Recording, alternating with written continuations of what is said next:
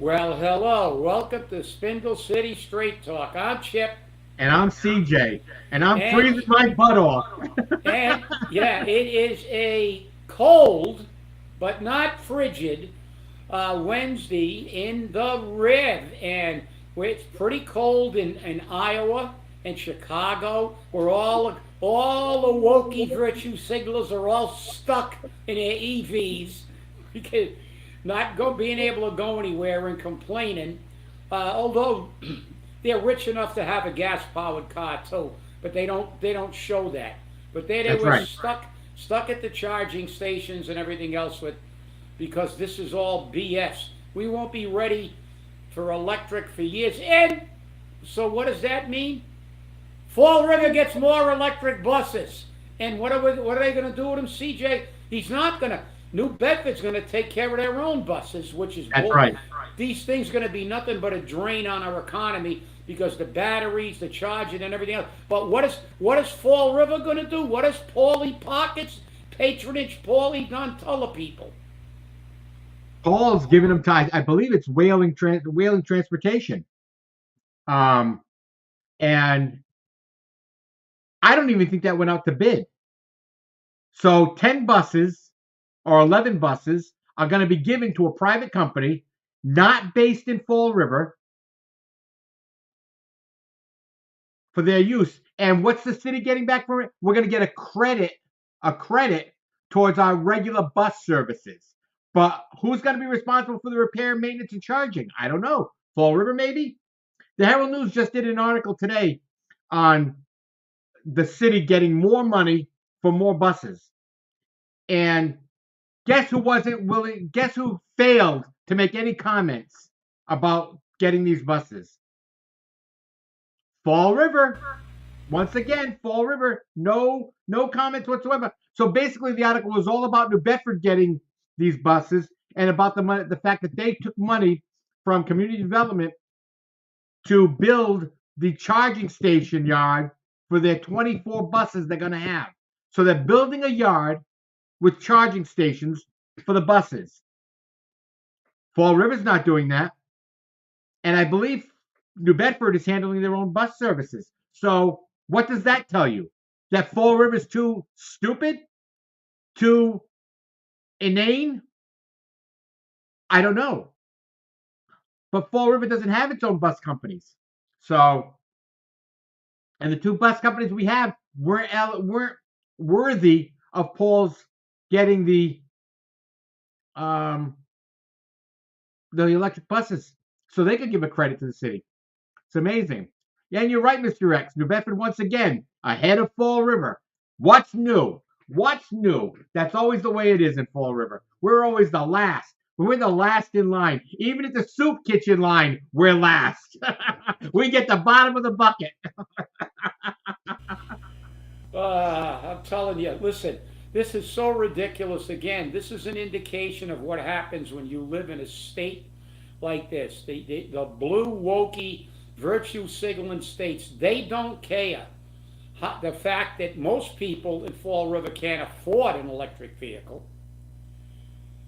Most people don't want it. Hertz is getting rid of their entire fleet. They can't rent them. People don't want to be going on a vacation and getting an electric car and they can't find a charging station. They don't know where they are. They're limited in mileage. They've got to be stuck to a charger. Look at Chicago. They've had people took them an hour and 45 minutes for a charge that used to take them a half an hour, and then they couldn't get half the stations were down. Everybody's stuck. Listen, the only thing these wokies want to do is virtue signal. Yet they're worried about everything, but they fly around in their own private jets and they got gas cars and EVs. They drive the EVs around to virtue signal. And then when you get a time like this, listen, New England, it's like now the government. They're putting solar panels in Seattle where the sun never shines.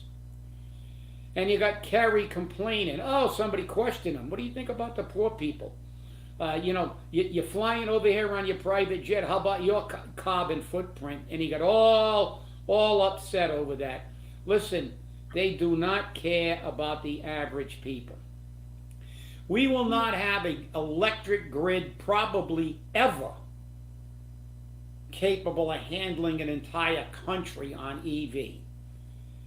They had so many problems in Chicago. Well, I guess if you live in a really warm climate, it might be halfway decent, but the reality is that this again is them bullshitting everybody. It's like Paul. Paul was on the radio this morning, I heard, again talking about the illegals who are being hosted by a few people. But again, when Paul goes on the radio, just as he didn't have any comment on the buses, there were no specifics. Well, how many people? Well, I don't know. Well, where are they? There's a few. I know that it's not as many as Taunton. Yeah, look, this is Fall River. You're right, Mr. X. New Bedford. Over there, people actually do their job. Over here, we get a CFO. You gotta hire. You gotta bring back Aya Capone. You gotta create another job to help her. You gotta give her a whole office to work for her, and we end up with 72 people to screw in a light bulb again, and we're paying for it, the taxpayers. Paul doesn't hesitate to double your taxes. He said, "Oh, there's no strain. This is fine. It's not going to hurt us." The guy that's looking for pennies, the guy that doubled your tax rate, the guy that raises the mattresses up 150%. That's the guy that says, "Oh, don't worry about the illegals. Somebody's hosting them. They're not going to avail themselves of any other services." We subsidize these people, but they don't care, and that's the key. The key is, listen, they're all sitting there laughing. You know, they got their jet fuel. Kerry flies all over the world. He's the biggest phony in the world. He goes there every day. The guy even asks her, "Why do you come here every year?" That's a stupid question. Everything's a stupid question. They don't like it when the people speak. Just look at the Iowa caucuses. They were all upset because Trump won 98 out of 99 counties, and I think the 99th county, somebody said he missed out on winning that county by 1 vote. And what did they do? The mainstream media, the Democratic propagandists, they attacked the people of Iowa. Just like they do in Fall River. What are the retirees? Liabilities. Liabilities. What did Hillary call the regular people? Deplorables. Deplorables. So what do we know? They've told the people of Iowa who braved 20 below wind chill factors, it was 40 below at one time, to get to the caucuses. As Americans, to weigh in on their government process, they call them basically racists again. It's always race. You know what they are? They are white Christians. That's why they voted for Trump. Because they think they have to run the country. No, they just participated in an election. Everybody played. That's what the Democrats do. They don't have an argument, they condemn you. Now it's bad to be a Christian. Oh, they're evangelicals. Oh, these evangelicals, they're all radicals. No, you people aren't radicals. They are. People that go to church, go out in 20 below zero weather to participate in their government, they're the bad guys. Not you, not like that DA that's prosecuting Trump in Georgia who gave her boyfriend, who never tried a felony case, the prosecution of Donald Trump and paid him nearly $750,000. And you know what happened now that she's got caught? Guess what she's using as an excuse? Racism. Giving your boyfriend, who never tried a felony case, the prosecution of the former president of the United States, and then paying him over $600,000 and then going on vacation. But when you get caught, racist. Racist. Not a crooked scumbag DA. It's not that she's crooked, that she paid off her boyfriend, gave him something that they know they're going to ultimately lose in the Supreme Court, and then went on vacation with the money they gave him. That's not being crooked. That's not being dishonest.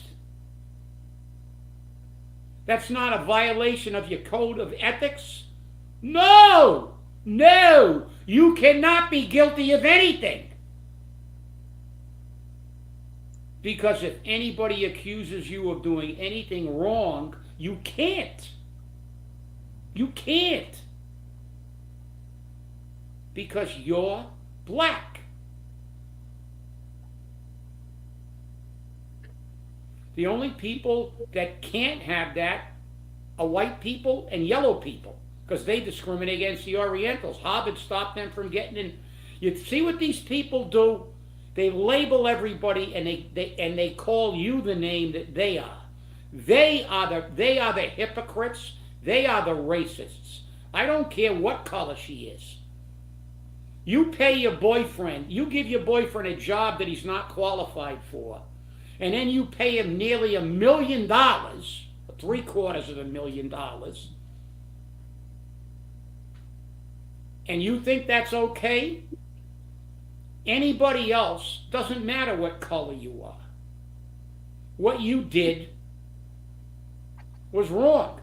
But no, they can't be wrong.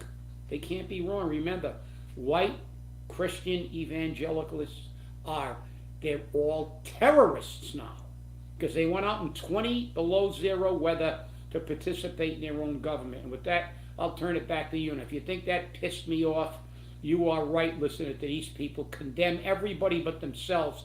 Look in the mirror, losers.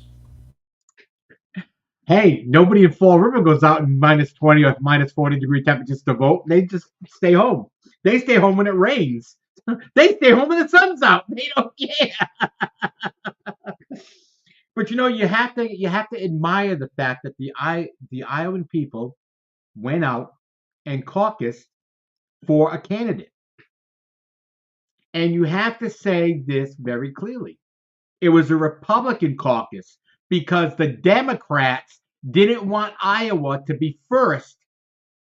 They wanted South Carolina to be first. Nikki Haley, you know what I mean? So because of that, they changed it. Historically, it's always been Iowa who's first. As a matter of fact, I think it's in their state laws that they have to be first. So what do? I don't know. Why do the Democrats want to move it? Are they afraid of something? Are they going to lose something? I don't know. It's going to be an interesting situation to see what happens with this change to South Carolina. Is Nikki Haley going to take the vote? I don't know. She's having a problem in her own state. So we don't know what's going to happen. But as Mr. Meade said, he believes that Trump is going to take New Hampshire. I don't know if he's going to take it by the same amount of a percentage of votes that he took in Iowa, but I believe he's going to take it. And I believe you, David. I believe that Trump will probably take New Hampshire. There's no question about it. The people are fed up. They're fed up with programs like this, which spend millions of dollars, billions of dollars, with a B, not an M, with a B, billions of dollars on electric buses throughout the country. And we're doing that because we want to save the climate. Don't you think we should have done that a long time ago? And don't you think you would have put the infrastructure in place to handle it? You can't go long travels in an electric vehicle. They can't handle it. You're lucky if you can get back and forth to Boston once with an electric vehicle. They say they can go about 200 to 300 miles on one charge. Some say 400, depends on the car. But still, if you go 200 miles and there's not a charging station for another 100 miles, you're screwed. You're stuck in the road. They're going to have to get a tow truck and tow you to the next charging station, which is going to be expensive just to take you there. And guess what? The tow truck isn't going to be electric. The tow truck is going to be diesel or gas. So there goes fixing the climate. It just doesn't work. I'm not saying it's never going to work. It may indeed one day work when we are set up to handle it. When we're set up to handle it. We're not currently set up to handle it. Texas, if you remember Texas, they had because they've got all this wind energy and solar energy, and they went dark. People were freezing in Texas because they had no power because their infrastructure wasn't in place to handle this. And now they're begging people to please restrict your usage of energy because they don't have the power to handle it. So if you move to Texas, you can expect to freeze in the winter. And you can expect your electric car not to run. That's what you got there. Well, look, it's never going to work because you have to live in a urban area. Because what are they going to do out in the rural areas? They're not going to build charging stations on every corner. So when you get low on a charge and you're up in the boonies in Maine or somewhere else or in any state, Washington state or something like that, which a lot of rural areas, you're going to be screwed. But listen, this is again, this is hyperbole. But let's get back to politics. Nikki Haley. Mr. X talked about Alan Sylvia taking some heat about the rents. He will, and I think he might be opposed in his next election because I think a few of these people will because, you know, Healy's going to give her State of the State address tonight, and she's going to talk about pumping more money into housing. But she's not pumping it in. She'll say affordable. But again, they lie. They say affordable housing is, it's workforce, it's HDIP, it's this, it's that. None of that stuff is real affordable housing, okay? They use all these little programs to give money to their friends. But let's get back to politics because I love it. Listen, Nikki Haley's going to be very, very competitive in New Hampshire. Number one, she's endorsed by Sununu, who is an old school Republican. He is a Trump hater, and he's an old school Republican. He's a rich, elitist Republican, like Liz Cheney. They don't care about the Republican Party has changed. The Republican Party is now made up of regular people. It's a populist party. That's why Trump is so popular, because it is a bunch of people, the working people have deserted the Democratic Party because they shit all over them. She does not represent the mainstream Republicans now. She's being backed by big business and all the Trump hater old school Republicans. And Sununu is one of them. And it's not going to be an accurate barometer in New Hampshire because New Hampshire allows Democrats and independents to vote Republican. And they're getting a whole slew of Democrats and independents over there to vote for Haley. Because big business and the old school Republicans want her. She's their candidate. And the Haley campaign, I hope you're listening, because you're really, really, really stupid. You're really, really, really stupid. They got a whole bunch of Democrats voting for you in the primaries. Do you really think those Democrats are going to vote for you in the general election, you morons? They just don't want Trump there or DeSantis there.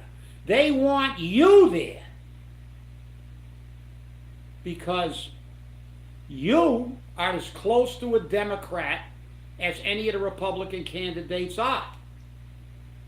You're backed by big business. You're backed by a lot of Democratic money right now. And they're giving you that money because they want you as the nominee, because then at the election, they're all going to turn and go right back the way they came from and vote for vote for Biden or whoever their thing is. You people are really, you're nuts. Let's see. Yeah, you're right. The South End has been represented, but with city council, that's why CJ and I, Mr. X, have been always advocated, not always, because at one time I didn't, but I think we really need to change this charter to have ward councilors. We have to have councilors to represent every single area of this city, because they have always been, you're right, they have always been underrepresented. There's always been a majority of people from the North End or close to the North End who have affiliations with the North End.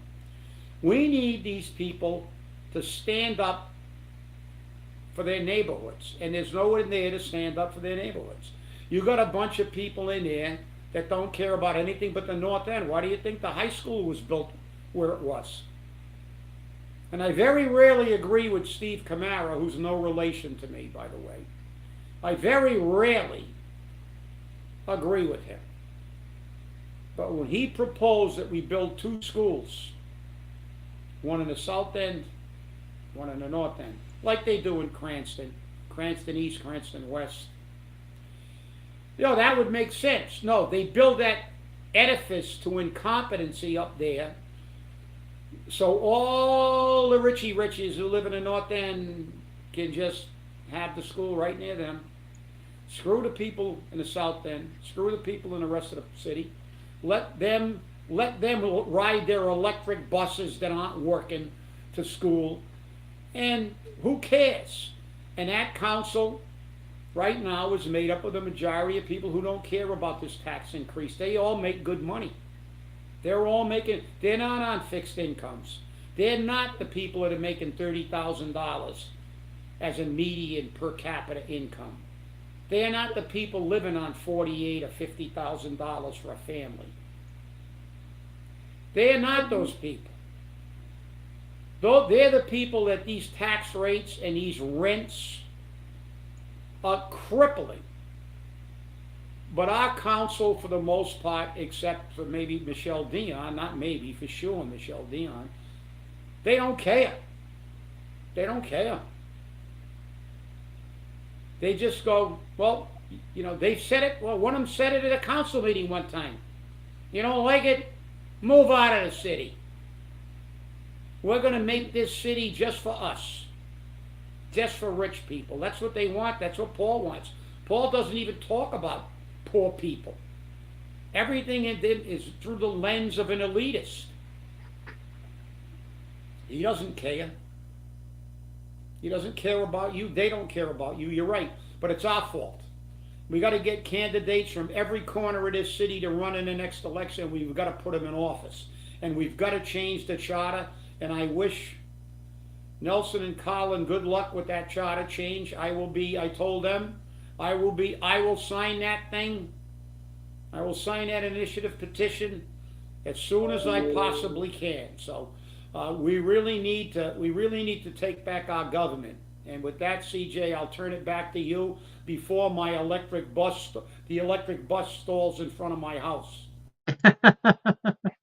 Hey, I'll sign that initiative petition as soon as I get it in my hands as well.